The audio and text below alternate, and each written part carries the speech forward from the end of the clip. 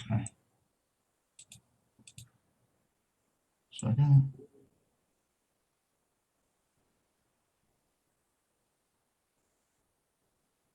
All right, can you spotlight my screen, please?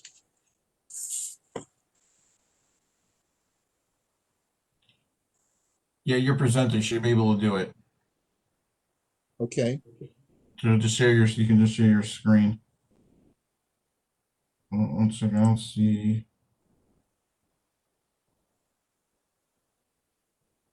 Okay.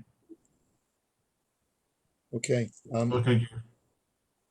Go ahead and try to share your screen. I will. Well, I want to start speaking first. I've Okay. already been able to share my screen. Okay, Okay. are we ready to get started? Yeah, so we are on Facebook Live. Good morning, everybody. Sorry for the short delay due to some additional technical difficulties. We are studying Moreh Nevukhim, and I am Daniel Karapkin, and this is webyeshiva.org. We are on the Facebook Live page as well as teaching on the Web Yeshiva's platform. And we are studying section 1, chapter 60 today. And in the course of our discussion, we wanted to discuss further Rambam's negative theology of God. That's really what this whole section of the Moreh Nevukhim is all about. Last week, our discussion was on chapter 59, where the Rambam had pointed out to us that just because we can never fully understand God by ascribing any positive attributes to him, at the same time, there are different levels of knowledge of God, even within this negative knowledge of God, meaning that I can only know what God is not, I cannot know what God is.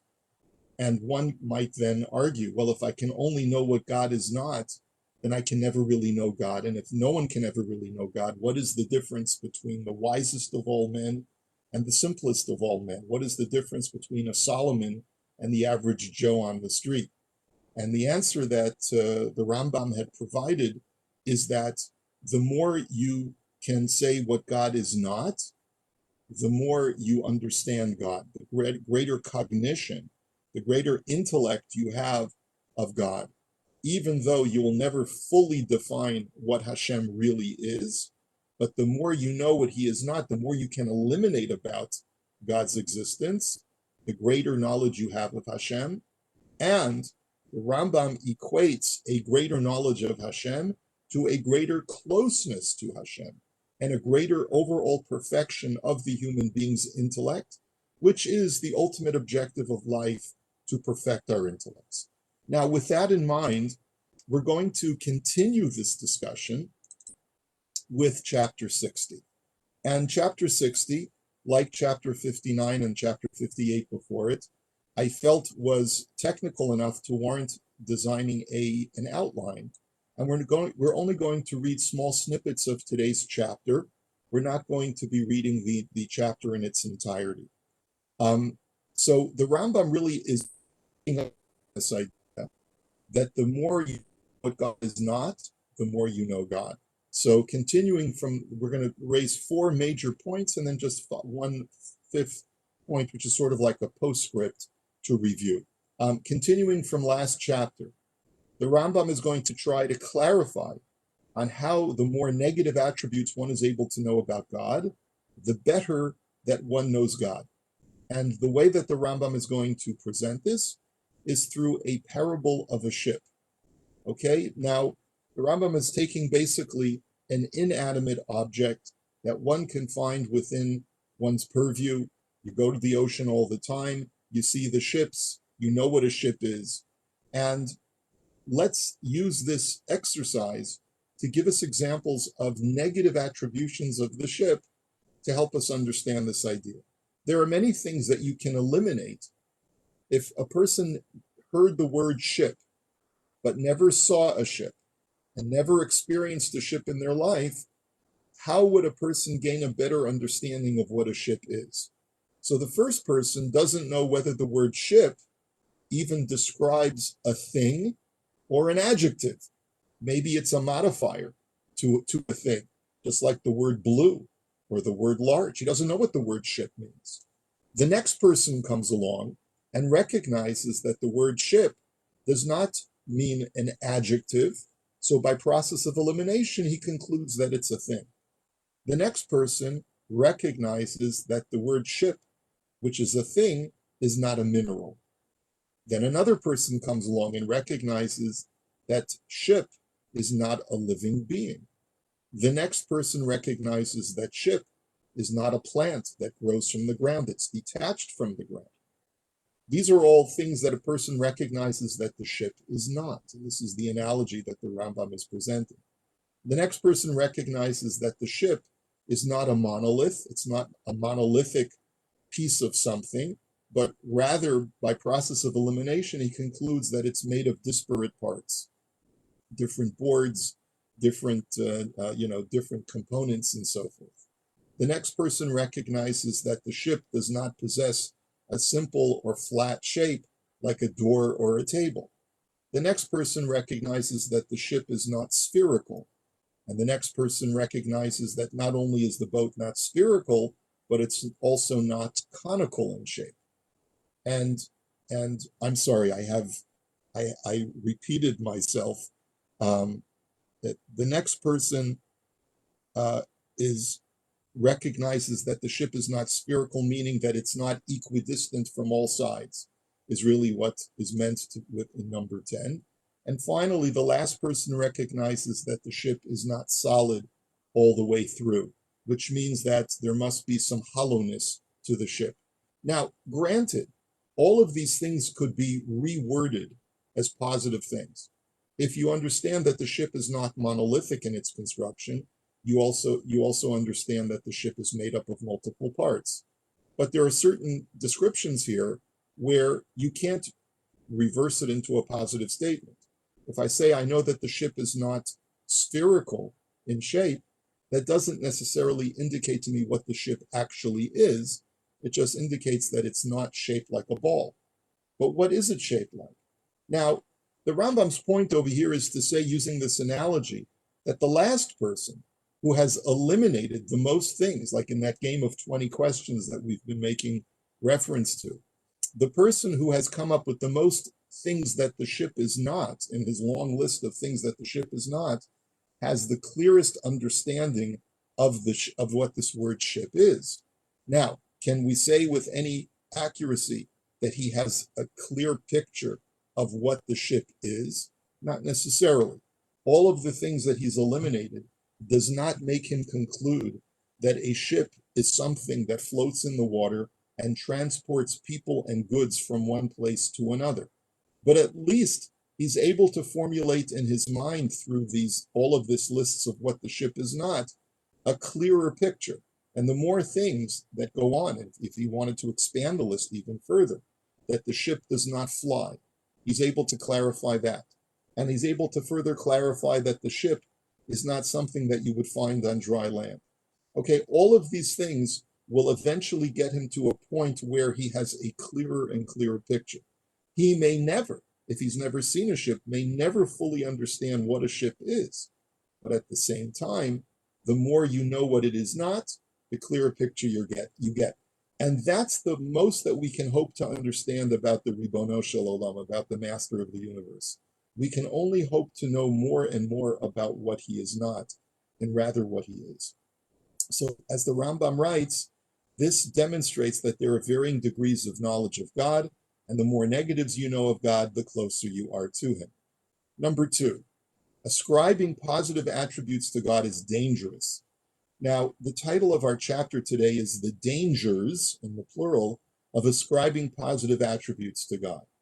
And what I'm able to understand from the Rambam's writing in this chapter, and there is a little bit of vagary, at least in the way that I'm able to understand the language, is that the Rambam is going to identify 2 dangers in trying to ascribe God positively, and trying to suggest that God has positive attributes. We've already talked about this, in that the Rambam has stated that it's impossible for God to possess positive attributes, because that would mean that there are additional components to God and God is completely unitary.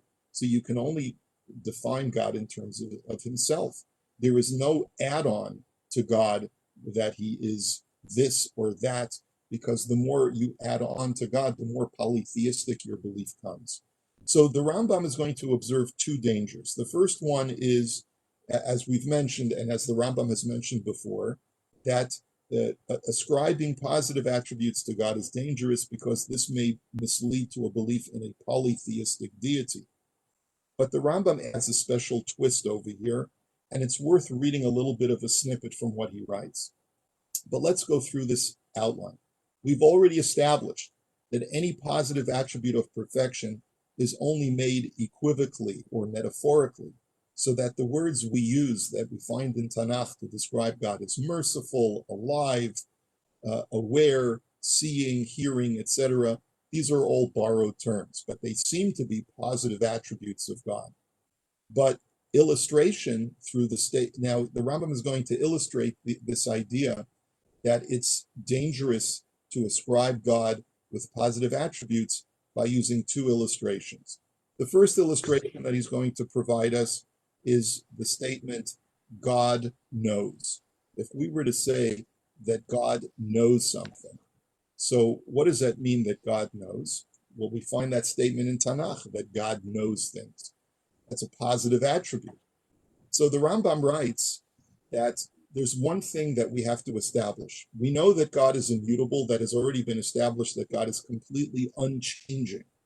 So if God is unchanging, we must conclude that his knowledge is not like our knowledge. And I just want to read you that small section from page 144 on the bottom paragraph. He says, if God is completely incapable of change, knowledge that God possesses must be completely different from the knowledge that you and I speak about when we talk about I knowing something. So accordingly, you must of necessity over to the notion of negation. For if you say that with one knowledge and with this changeless knowledge that has no multiplicity in it, he knows the multiple and changeable things that are constantly being renewed without any renewal of knowledge in him, and that his knowledge of a thing before it has come into being and after it has acquired reality as existent and after it has ceased to exist is one and the same knowledge in which there is no change. You have clearly stated that he knows with a knowledge that is not like our knowledge. So the Rambam's point is as follows. It must be that when we say that God knows, it's not the type of knowledge that you and I speak about when we know. And the reason is because since God is completely unchanging, God knows of something. Let's call that something, let's call the thing that God knows a specific human being.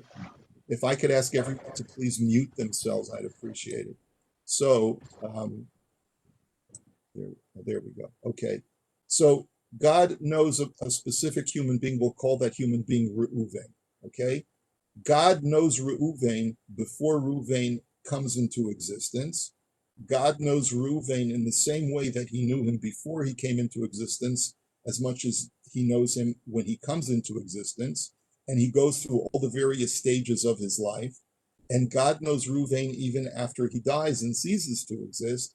God still knows that same Reuven in the exact same way that he knew him at the very beginning before he came into existence. Now, you and I know things in changing ways. We know things as they change. We only understand something that comes into existence. Before it came into existence, we didn't know it. And therefore, the term know, ladat, in Hebrew, cannot be used in the same way when it comes to God as it in the way that we use it about ourselves. The second illustration, and that's actually quite a mind bender when you think about it, that God's knowledge of us is completely unchanging. God knew each and every one of us before we existed, and he, in the same way that he knows us now, and his knowledge of us is completely unchanging, no matter how much we perceive ourselves to change over the course of time. Certainly the most dramatic transitions of coming from non-existence to existence or into the physical world and transitioning out of this world at the time of death. Now, another illustration is to say that God exists, which is another positive attribute. We've already established that God's existence cannot be like our existence, as the Rambam has said multiple times before. God is the only necessary existent. He's the only being who must exist, because without him, nothing else can exist. Nothing else that exists can say about itself that I am necessary. God is the only necessary existence. So therefore, when we say that God exists, we use the word exist in a way that is different from the way that we use it in terms of everything else, including ourselves, when we say that we exist or that table exists and so forth.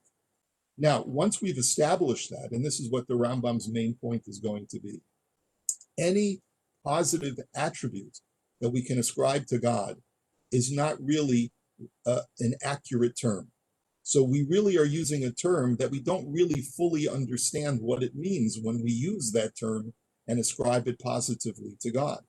If that's the case, and this is sort of to be, this very conclusion that God's attributes are unlike anything we can relate to will lead a person to at least conclude that God is a being with multiple mysterious aspects, something which is a polytheistic ascription for a completely unitary deity. And I believe, if I'm understanding it correctly, because there's a lot of difference of opinion as far as how to translate this particular passage of chapter 60. Pines translates it one way and Kathich translates it another way. There's a lot of discrepancy in their translations. But if I'm understanding it correctly, that once I resign myself, that I don't understand what these positive ascriptions to God mean, all I'm left with is the shell of a structure. And what that structure looks like is this being that we call God, with a number of different ascriptions or attributes that I don't even understand what they fully mean. But there's a certain multiplicity about these attributes. In other words, perhaps if I had a better grasp at what these positive attributes mean vis-a-vis God, I might be able to connect them better to create a more unitary vision of the being that I call God. But now that I don't even fully grasp what these positive terms mean when I use them in terms of God, I'm left with disparate words that describe one being, and that takes away God's unitary essence. I've essentially become polytheistic because I'm left with different words which describe the deity that I choose to worship. And that is problematic according to the Rambam, and that's the danger of using positive attributes to describe God. Since these positive attributes will ultimately end up being mysterious in their definition, when I try to use them in terms of God, I will end up with a bunch of different words whose meaning really I don't fully understand. And all I'm left with is a laundry list of God's attributes, which ultimately translates to a multiplicity that is being ascribed to the God that I am not supposed to ascribe any multiplicity to. That's point number 2. Point number 3, one who ascribes positive attributes to God has a poorer understanding than the following 3 types of people who really don't understand the subject. And here the Rambam again is speaking in the abstract philosophical terminology, but he presents us with 3 different types of people who are making an error in their judgment of a certain thing. There's the one type of person who makes an error is the person who we would say doesn't sufficiently understand X, which is his object of study. So, for example, a person may understand that a human being is a living creature, but he fails to understand that a human being is a being of intellect. So he only has a partial understanding of human beings and does not have a full understanding of human beings. That's one type of errant approach. Now, the second type of errant individual is the person who mistakenly compares X to things that are incomparable to X. So a person understands X, he fully understands it, but he thinks that other things are like X when they are really not. So as Kathich gives us an illustration, I know for a fact that God is a creator, but I mistakenly think that human beings are creators as well, because we create things all the time. We put together very intricate pieces of carpentry, and structures and things like that. So we create like God creates. That's another type of errant individual who compares X to things that are really not comparable to X. So the first kind of person is a person who thinks he understands fully but only understands partially. The second type of person who is the person who understands the subject of his study, but inappropriately compares the subject of his study to other things which are really not comparable to it. And the third kind of person is the person who misinterprets X to be what it is not, meaning that this person at least understands some aspect of X, or at least something in the same framework or realm as X, but he totally gets it wrong. But at least he's in the same ballpark. He uses nomenclature and he uses appropriate terminology to describe something, but he ends up getting it completely wrong. And the Rambam says that these three types of errors are not what I am describing now of a person who provides positive attributes of God. The person who provides positive attributes of God is completely outside the ballpark, if I can use the baseball analogy or the football analogy the day after the Super Bowl. These three types of people who make errors are at least in the stadium. They at least have some level of relationship to the subject that they are studying. They may get it wrong, but at least they have some relationship to the subject. But the person who ascribes positive attributes to God is comparable to someone who ascribes length to taste, meaning ascribing quantity to something qualitatively outside the realm of quantity. If I try to describe the taste of something very pungent or very spicy, and I try to describe it in terms of how many inches it measures, that's ridiculous. That's an absurdity. I am using a nomenclature, I'm using terminology that is completely outside the entire framework of the thing which I am trying to describe.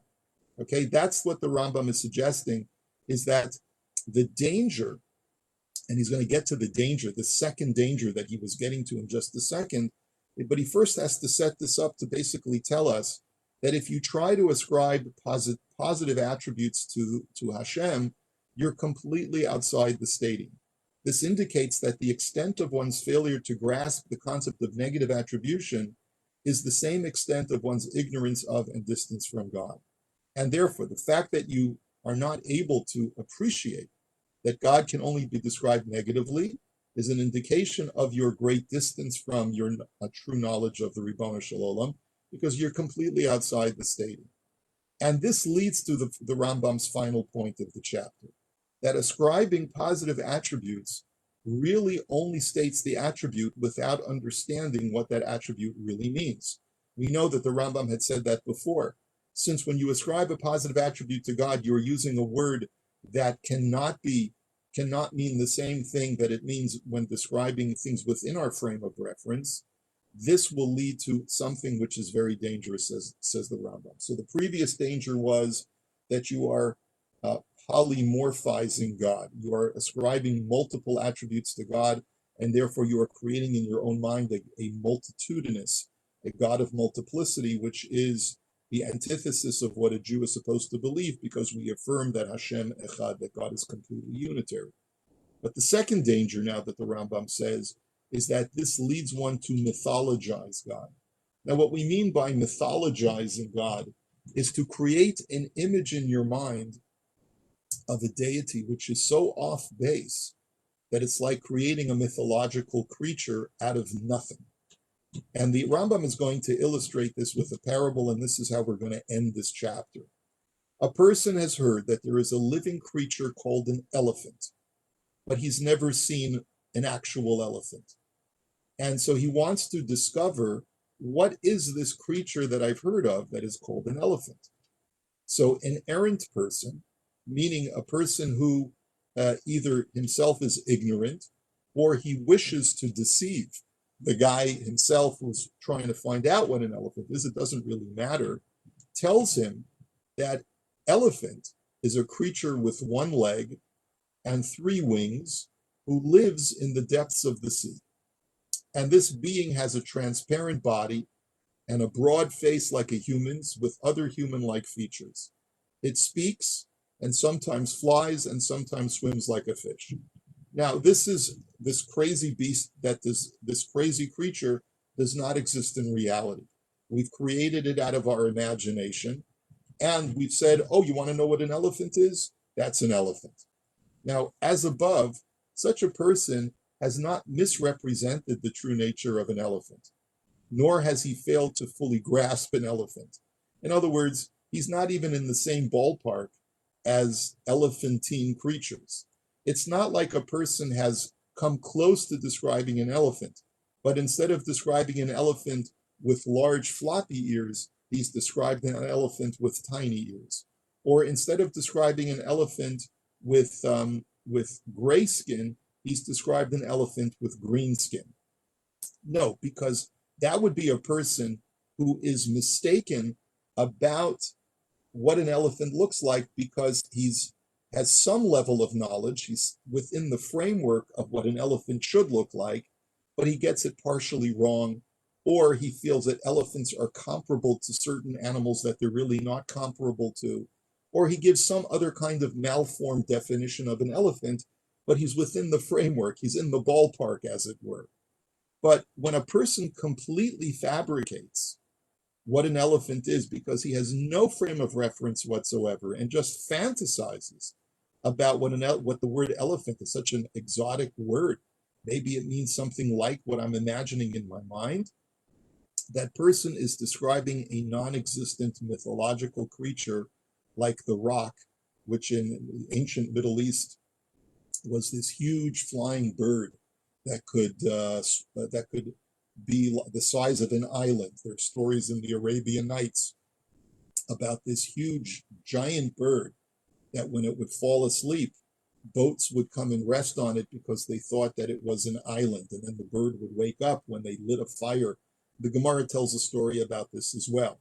So this kind of ancient mythological bird, or the centaur, which is half human and half horse, right, in Greek mythology. The Rambam makes reference to both of those kinds of mythological creatures and says that when you provide positive ascriptions and attributes to God, you are mythologizing God. You're creating a false, fantastical creature in your mind that is anything but God. And that is the second danger that the Rambam writes, because it's bad enough to mythologize physical reality and to create beings that don't exist.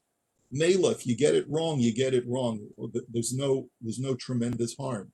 But if you mythologize God, and God is the ultimate objective of our intellects to fully grasp the ultimate necessary existent being, and because that's really the source of our immortality for the Rambam. It's the source of our whole existence, is to connect ourselves to Hashem in some way by understanding it.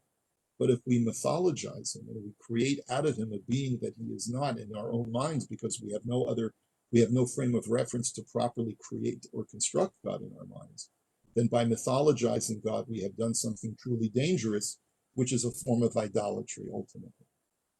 And therefore, the Rambam concludes this chapter by simply reviewing what he had told us before, that as I had explained back in chapter 53, we therefore must review that whenever we find positive attributes in Tanakh that describe God positively, that God is alive, or that God is existent, or that God is compassionate, or that God hears, or that God sees, and so forth, they are either borrowed terms to describe the fact that God is perfect, meaning, like we had said before, that when we say that God is alive in Tanakh, it really means that he is not alive, because not being alive is a sign of imperfection. So we say that God is perfect, and in a way of suggesting that God is perfect, we say that he is alive, to suggest his perfection.